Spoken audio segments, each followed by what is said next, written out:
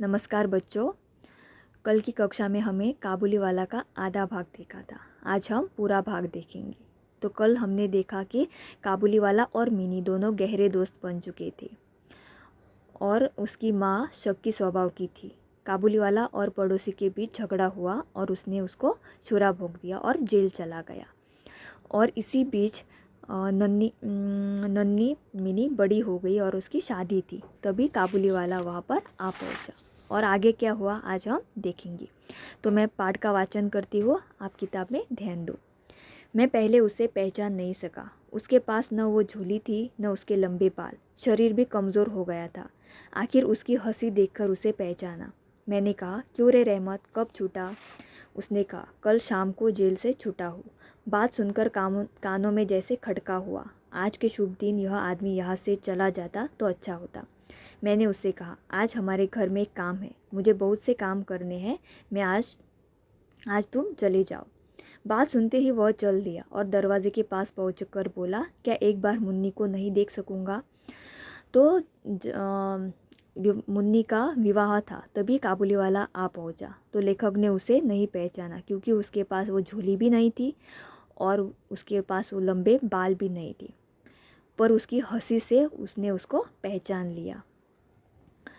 तो आज शुभ दिन था और आज ही के दिन रहमत आया तो उसे मन में कहीं पर खटका हुआ और उसने कहा कि आज हमें बहुत सारे काम हैं, तुम कल आओ। ठीक है। तभी काबुलीवाला जाने वाला था तो उसने कहा कि मैं एक बार मुन्नी को देखना चाहता हूँ। तब लेखक ने कहा कि आज घर में काम है, वह किसी से नहीं मिल सकेंगी। यह सुनकर वह काबुलीवाला चला गया। पर लेखक के मन में मैं परिचित पढ़ रही हूँ। मुझे अपने मन में न जाने कैसा एक दर्द महसूस हुआ। सोचा उसे वापस बुलवा लूँ। तो जाने लगा। तब लेखक उसे बुलवाने के लिए सोच रहा था। तभी वह वापस आया। क्यों वापस आया? क्योंकि उसने मिनी को अंगूर और किशमिश का डिब्बा लाया था, वह देने के लिए वह आया था।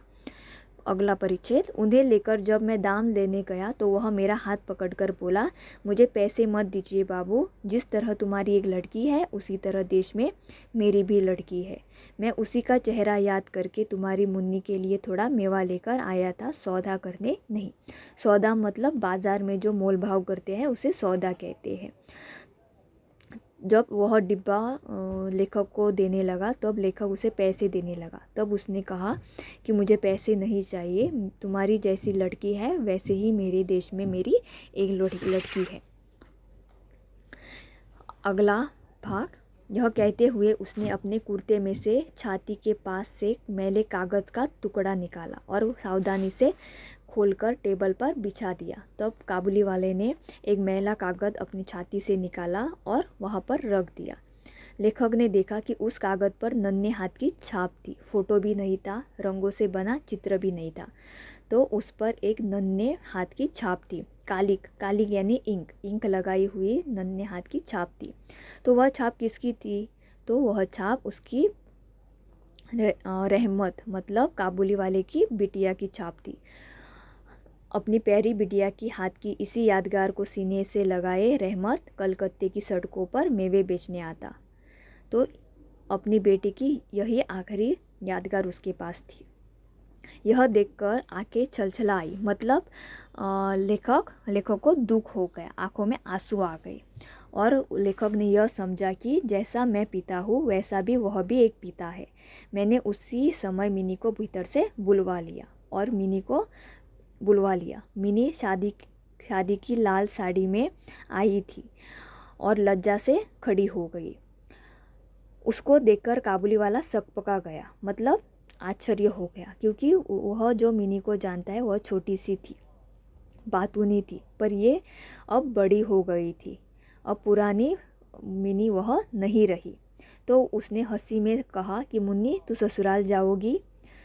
रहमत का प्रश्न सुनकर लज्जा से लाल होकर मिनी मुंह फेर कर खड़ी हो गई। मुंह फेरना मतलब चेहरा सामने से हटाना, और वहाँ से चली गई।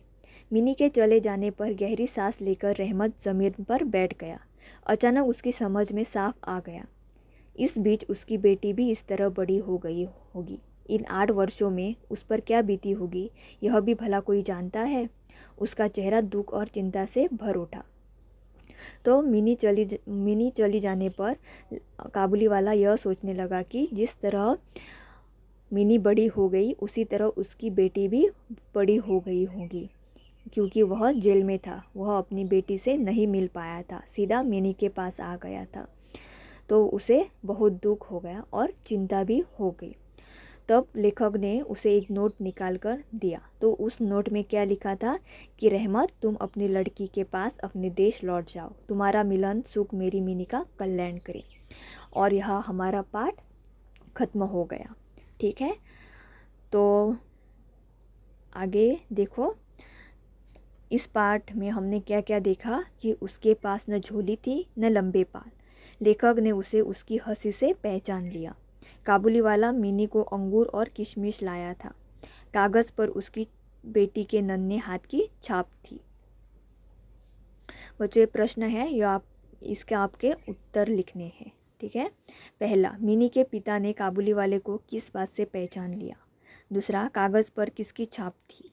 लेखक ने जो नोट काबुली वाले को दे दिया उसमें क्या लिखा था। यह आपको प्रश्न के उत्तर लिखने हैं।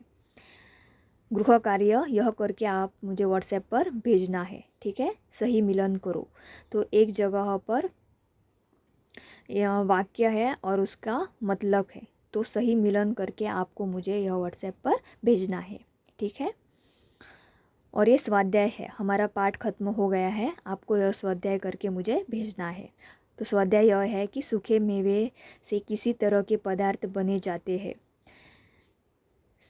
बनाया जा सकता है, उसकी आपको सूची बनानी है और अपने कॉपी पर लिखनी है। ठीक है, और ये शब्दार्थ है, यह आपको समझने हैं। अगर इस पाठ के संदर्भ में आपको कोई शंका है या कोई समझ में नहीं आया है तो आप मुझे ज़रूर व्हाट्सएप पर कॉल या मैसेज कर सकते हो। ठीक है, धन्यवाद।